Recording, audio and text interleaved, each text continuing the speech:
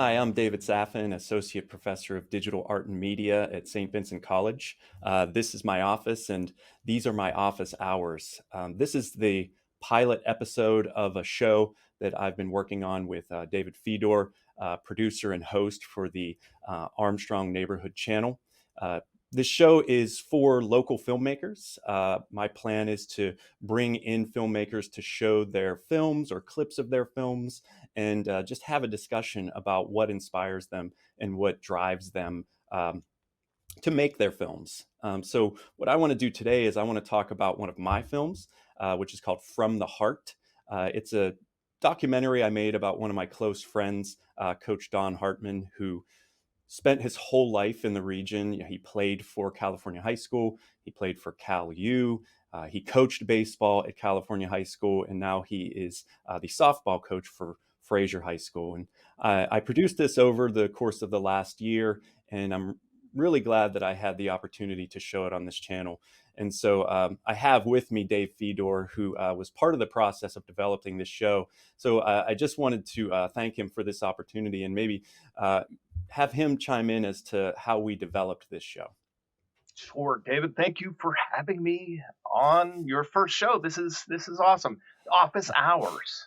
Office hours are things that we have here at a college where students are welcome to come talk about the classes or their grades. And a lot of times I just have the door open waiting for people to come by. And I sit here sadly waiting for a visit, but it is nice to be able to welcome you into my office hours for now. I'll tell you what. When I was in college, I wish I had a professor like you that was so welcoming and so just inspirational. Because some of your stuff just amazes. All of your stuff amazes me to see. You are an incredible filmmaker, and of course we need to feature some of your work here on Office Hours. And since there's no guest to be with you today, I'll sit in the guest chair. So thanks for having me. Well, and I would say, as we're heaping praise, you are also very talented in your role as producer and your films as well. That's where we met. We met as part of the Steeltown Film Factory, where your film, Roll the Dice, actually won the contest, and one of my films came up short. We'll You just you say that. placed. We'll call it I a think podium. You placed. You placed. You got. I placed. I was there. You know, I got a bronze, if you will. But I do think events like that are really about networking, and I was really glad that I got to meet you. And this has been, I think, 10 years of us being We we we, filmmaking friends we and don't have buddies. And to. We don't have to put a date on it. We don't have to put a stamp on it and say how old we are. But we were kids. yes. We were Um, kids. I was part of the group Hustlebot. Shout out to the rest of them guys because they were a big part of that short film as well. And that has been airing here on the Armstrong Neighborhood Channel occasionally, so you might have seen it. But yes, we met in Pittsburgh, and one of the things about the Pittsburgh film community is awesome is there's a lot of people, and like you said, networking, workshopping, guesting on each other's projects, and that is something that we're kind of trying to build a little bit out this way as well. Once you get farther from any city hub, there's always a little bit more difficulty connecting with like-minded people. So the hope is the office hours gives people a platform to share their work and also meet other people that might be closer than going to the nearest city. Exactly. That was the driver of why we're doing this, is to make sure that people know that there are creative talents working on really dynamic and high quality film projects here in the region. And so you know, I am glad that I was able to share something that I made that everybody got to watch and hopefully enjoyed. And I did want to just go over the process of how I made this. Is like you and I were saying, we've known each other for a while, but in this case, I've been friends with Don Hartman for. I mean, we're talking 30 plus years. He was my baseball coach. He was the assistant when I played in high school. He grew up probably a quarter mile from where I grew up. As you saw in the documentary, he's 10 years older than me, but he's been a friend and mentor for almost my entire life. And so I wanted to do this with him for a long time. He's a great conversationalist. He and I spent a lot of time driving to different games. I was his assistant coach for many years, and the air was always filled with our conversations. And so I wanted to take the opportunity to record one. Also, we haven't had a chance to sit down like that in a while, since our lives have kind of moved in different directions. And so I was glad I got to do it. I wanted to do it in 2018, 2019, but we weren't able to connect. And then, of course, the pandemic made it far more complicated. But what really worked out for the project was, through the years, he kept piling up accomplishments, and I was able to include them in the work, just to really kind of validate all of the good things he's done. But my target for this was 30 minutes. I really wanted to make something that felt like a TV show, something that had a clear time frame to it, which is a challenge to do. And it was particularly challenging with this because he and I talked for over 90 minutes. And when we finished our recording at Fraser High School in Perryopolis, the cameras were hot, the batteries were dying. I mean, it was so intense, but to us it felt like, 5 minutes, because it just really did become a natural conversation between us.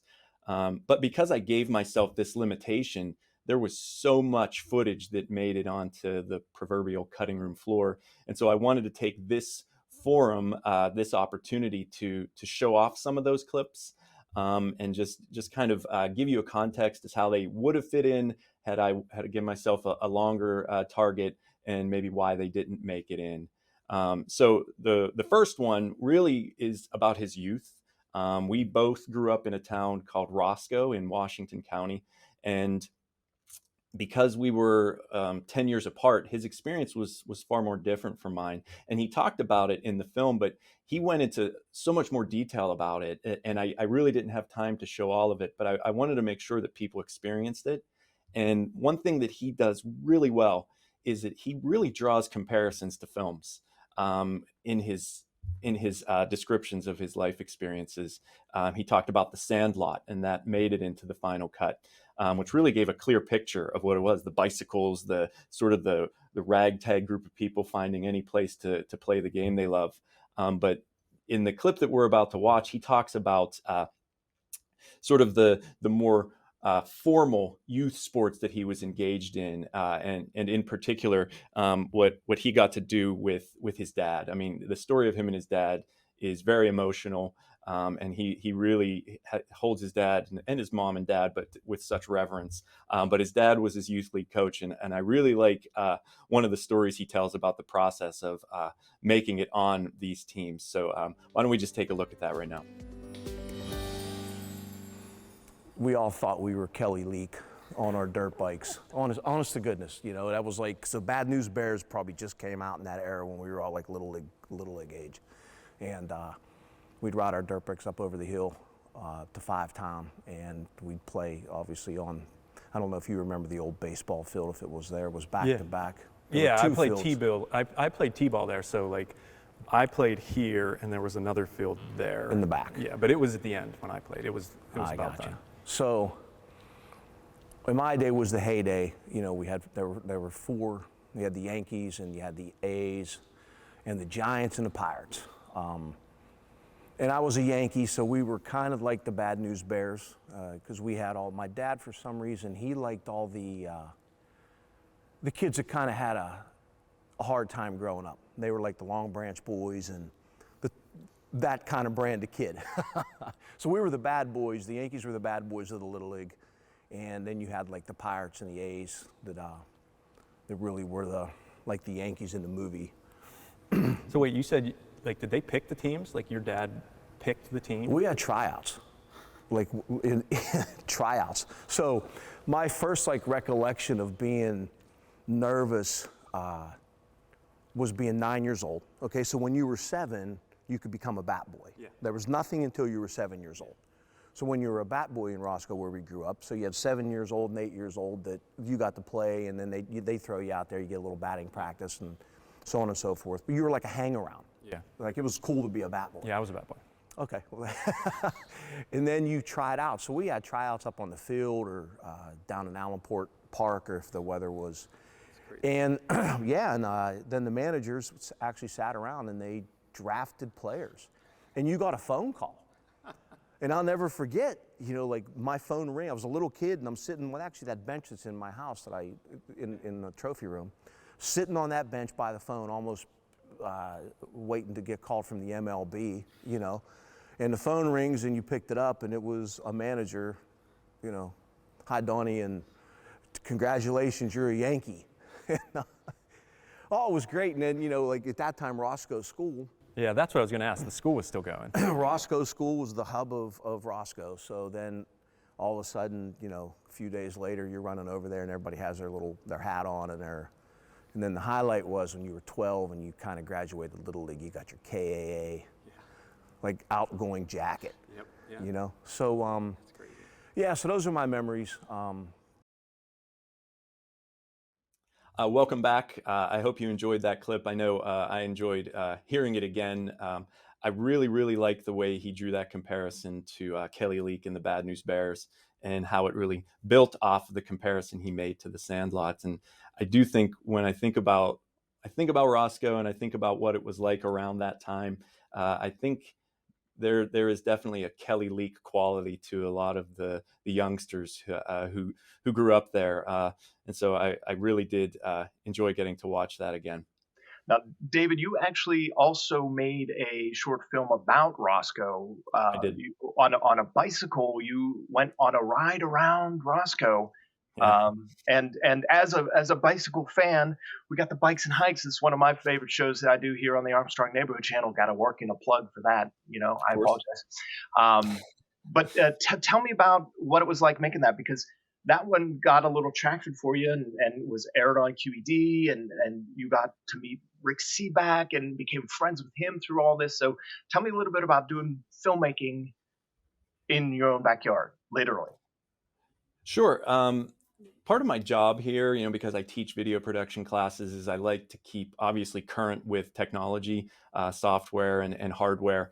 And this was around the time when the GoPro was becoming a big thing. A lot of people were finding them and using them for different purposes. And so, of course, I got one here at the college and was trying to find reasons to use it. And so I was really looking to do something that required a lot of motion. And so one of the films I made was about my car, where I was putting it all over my old Ford Focus and was driving around with that. And then I thought this would be a perfect opportunity to go back home and really show what it was like to be in Roscoe. Roscoe is kind of tucked in between Route 88 and the Mon River. And so it's really kind of got its own corner there, and it's definitely got a grid pattern to the streets. And so there was a very clear path that you would ride around town to really get a sense of it. And so what I did was I took a GoPro home. I put it on the front of the car, the passenger side, the driver's side, and just drove the same path 3 times. And then I had my dad put it on the back of his car, and I followed him, so you can see me riding around on the bike. And then I just mixed that footage, and then I just found landmarks. And the landmarks had to be places that I had footage of, either old photos or old home video footage of. And then it was just kind of a travelogue, taking you around the town. And Roscoe is bookended by Elko and Stockdale, and that's where the youth league fields are, where I played and where Coach Hartman played. And so it was always that kind of expectation as a kid that you're going to find your way to one of those fields. That's awesome. And when you played there, your number on your back was number 9. Is that right? Or is it number 33 at first? I forget what. I'm trying to do a very bad segue into our that's next a really clip, good, I so love I it. I love apologize. it. No, you don't have, that was perfect. Well, when you're playing youth ball, you're always limited to the numbers that are available, and most of them are kind of 1 through 12. And so the first number I wore in youth league when I played for the Giants was 9. And so I always kind of gravitated towards that. And then as I got older and started to follow professional baseball, my favorite player was Jose Canseco, whose wasn't. And he wore number 33. And so any opportunity I had to wear that, I did. And my Bronco team allowed us to pick our number. So I picked 33. And then as I got older, that wasn't available. So I went back to 9, which 3 times 3 is 9. So I felt there was a connection. And I also played right field. And when you're keeping score in baseball, right field is the number 9. So there was something to the number 9 with me. And anybody who knows Coach Hartman knows that he really likes the number 44. He would always find ways to wear number 44 when that was available to him. And as kind of a tribute, his oldest daughter, Logan, wears 44. His second daughter, Jensen, wears 33, and his third daughter, Grayson, wears 22. So there's a nice family connection to that. But one thing I never knew is I never knew why he liked 44.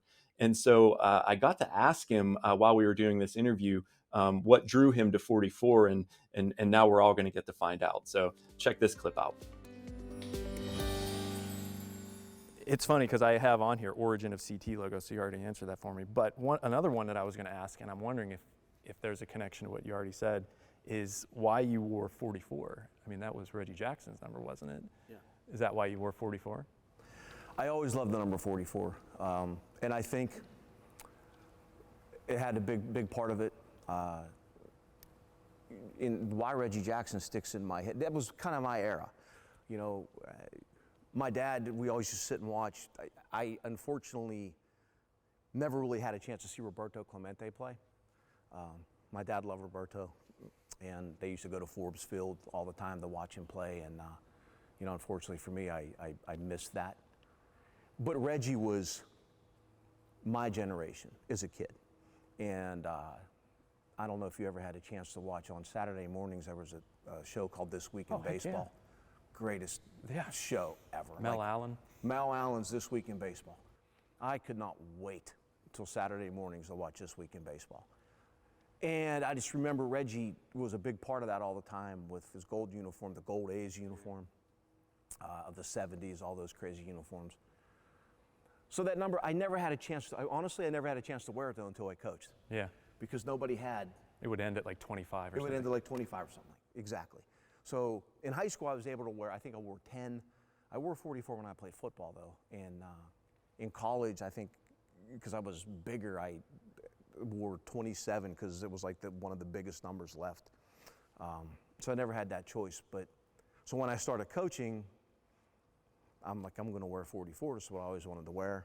And it kind of trickled down to Logan, and you know, Jensen's 33 and 22. It's kind of funny how the whole thing kind of worked out. But yeah, that's kind of where that, looking back at it, came about. Something about, everyone likes a number. Yeah. And the number 4 for me was always just sort of, I was kind of attracted to it. So whether it be 4 or 44, I don't know, just. Well, I mean, I liked Jose Canseco, who doesn't have the same allure as Reggie Jackson. So I liked 33. Yeah. And so we could never wear 33. In Bronco, we could pick our number, so I had 33, and it said Safin on the back. But then 33 just became 9. Like 3 times 3 was 9.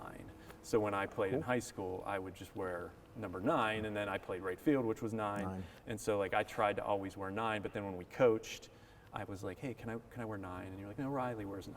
I was like, so what? Give me 9. You're like, no, Riley wears it. So I didn't get to wear it when we coached. Beat you to it, unfortunately. Yeah. So I learned my place. Like I can't take Riley's number, but that's why I would always wear that 9. All right, again, welcome back. I hope you enjoyed that clip. I know a lot of things that connected me and Coach Hartman were films, but also different types of media. So when he talked about This Week in Baseball, that was something that just really took me back to, like he said, those Saturday afternoons before you had the internet and ESPN. Like that's really what connected you to like the national scene when it came to baseball. So knowing that Reggie Jackson was the inspiration for the 44, I thought that was really cool. I didn't know that. Well, I really connected to that piece too, that clip, because I'm a numbers guy. Like I love the number 22 because of Rick Tocchet, a sports guy. Oh. So that has followed me in my life for years. So that was very fascinating to me to see, and also made me think of then from a filmmaker's perspective, from your point of view when you were editing this movie, what makes it into the final piece and what ends up on the cutting room floor. Because I know sometimes, like, you'll be sitting there and your favorite thing when you're filming it has to get cut, and it's so painful and hurts. So when you're editing, how does that decision making process go for you? Yeah, we shoot it first, and then I try to find an organic path that the story's going to lead me on. And as I was crafting it, I really was building from his youth to how he got into coaching, and how he transitioned to softball, and so there was a really natural path that was being carved through the editing. That's one of my favorite parts of editing is how the story kind of emerges. That I don't necessarily have a set plan. I ask the questions, and then I kind of let him dictate where it's going to go. And so there were some asides that I really couldn't fit into that. The part about his having tryouts in Little League I thought was hilarious, but it really kind of took us away from that straight path. And the same with the story about the number is I really, once I was narrowing it down, I had something that was a very clear narrative for me. And these clips don't make it in. It's not because they're bad. It's just because they don't have that place where they fit. And another thing too is it really was serendipitous, that as I was putting this together, I mean, he gets this honor. He was inducted into our high school's Hall of Fame. His wife was named athletic director. These achievements just kept piling up for them as I was making it, and it really did, I think, elevate the status of the film, because I mean, it becomes even more obvious why I wanted to feature him and his family in this story.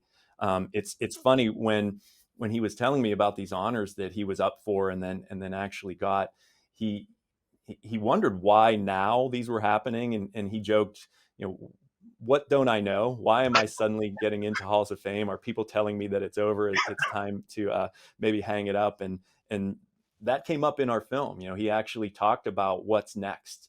He's achieved so many things that it doesn't seem like there's much else to do. And so he kind of went there on his own, as you'll see in this clip where he does talk about what is next for him. And people ask me now, like, what are you going to do when you retire? And That was my next question. yeah.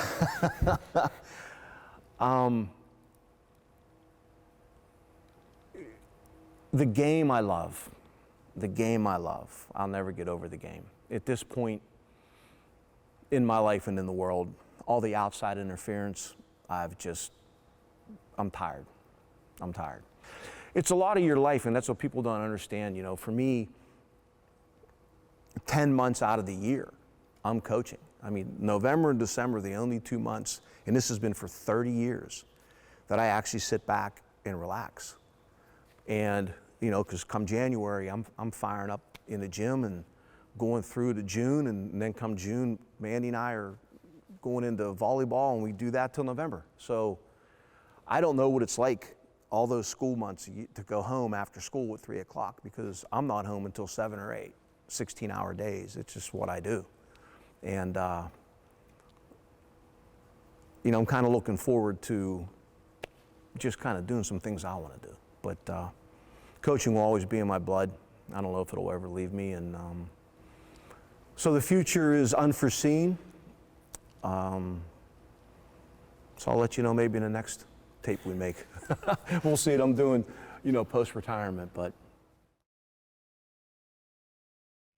So that really could have been the end of the film, as you saw, but the end of the film that I ended up having felt a little bit more open-ended, where this one felt more like more of a finale, and his career isn't over. And so I found it interesting to hear why he's considering hanging it up, and what he thinks his future might hold. And he even said maybe that'll be for the next video you make. And so maybe that will be the sequel to this, because I really liked the way he ended it, and it ended in the final piece. I love I'm tired, man. I've been doing this for 30 years, 18 hours a day. I'm tired. Yeah, it's funny because, I coached with him for a long time, and, he did a full day of teaching. He's a teacher at California High School. And then I would show up for practice at like 2:30 or 3. And then we would go until 5:30 or 6. And then we would have like a post-practice wrap up. And he's not getting home to his wife and family till after 7. I mean, that's a 12-hour day, and that's 6 days a week. And that's across summers and the fall. I mean, He wasn't making that up. I believe it when he says he's tired. Well, somebody way smarter than me has said on numerous occasions, if you're doing something you love, you'll never work a day in your life. So this seems like it's that type of thing where, of course, he's working hard, and we all do. But if you're loving it, it's worth it because you get that fulfillment, and that seems to definitely be the case. You can see that in him and how he talks, and how you talk when you talk about him. Yeah, it is that thing. I worked with him for a while, and we just had a lot of fun, and that came up in the documentary. He and I had a lot of fun doing this, and it never felt like hard work. I mean, we would get up really early and do a lot of crazy things, but it was always fun because, again, we're such good friends. And speaking about doing all this stuff that is fun and is a labor of love, it's just like what we do. I mean, uh, the fact that we can point cameras at things and tell stories about ourselves or tell stories about other people, it really does sometimes feel like a dream that this is what we get to do, because it never feels like work. When I was editing this piece, I mean, it was things I couldn't wait to get to after a class or after a meeting I was in. Like, let's get back into the storytelling, and it never feels like work. I just love doing it. Yeah, and I love hearing stories about people creating things, and hearing from you about the films that you produce, or about the students that you're teaching to produce films and content like that. It makes me happy to hear that you're stressing the story and the why, and how a story might form during pre-production, or you plan one thing and then you do it and it is something else, and then you're in post-production, and then guess what, your subject's in the Hall of Fame and you have to go and change things. Stuff like that is fascinating to me, and getting to talk about it is fun, and that's kind of what all this office hours thing is about, because as you're guiding these students, we're going to hopefully see a little bit of that on the show. Yeah, I think that's what we're talking about here. Is we're talking about true passion, and I've had a lot of opportunities to meet people who share that passion, and see students develop that passion. And when I have a student here who goes on to do great things, whether it be in different industries or in making films or working in television, I never think that I'm the one that taught them that. Like, I think that they bring their energy, they bring their enthusiasm, they bring their passion, and my job is to kind of fan that flame. I think that sometimes if you think of a flame like a candle, a little bit of wind will blow it out, but if it's the beginning of a campfire, a little bit of wind will make it stronger. And so I think that's part of the process of discovery when you're in college. I mean, there are people who are thinking they want to do it, but then they find out that it's not for them, and then there are people who want to do it and they find their inspiration. And that's what I'm here to do, is to guide them. And so over the years, I've had students go on to make great pieces, and I've networked with people like yourself who are doing good things in storytelling. And I just want to give them the opportunity to show their work to your audience, and to give them the chance that I had today to talk about why they love doing this so much. That's awesome. And you have some great guests lined up, and I'm excited to see some of that work from local filmmakers. But if you're watching this at home and you have something that you want to share as well, you could submit that, and we could maybe show that on the channel, or have you as a future guest of Office Hours.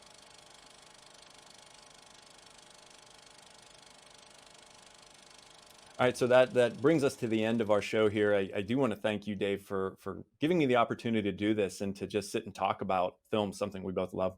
Yeah, thank you for coming on board, and I'm excited to see, like I said, I'm excited to see where this goes. So you were my first visitor for my office hours, but when you work at a college in this environment, you have your set office hours, but you also have time set aside for your classes and for prep time. And so we've reached the end of my office hours, so I need to get back to some other things that the job requires. So thank you all for joining us. I can't wait to see you the next time I have office hours, but I've got to get back to it. So thank you. We'll see you next time.